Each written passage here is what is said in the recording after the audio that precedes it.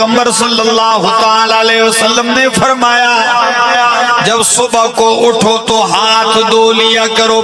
کیوں؟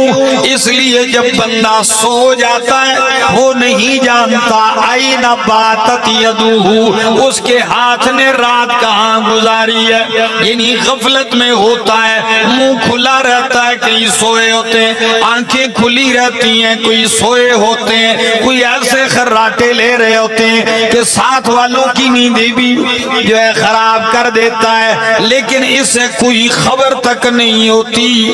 رات گزر گئی، صبح جو روح واپس آ گئی، جاگ گیا، تو پھر کیا کہا اللہ کے پاک پیغمبر صلی اللہ تعالی علیہ وسلم نے کہ او انسان اب جب اٹھا ہے تو اب پڑھ الحمدللہ الذی احیانا بعدما اماتنا والیہ النشور.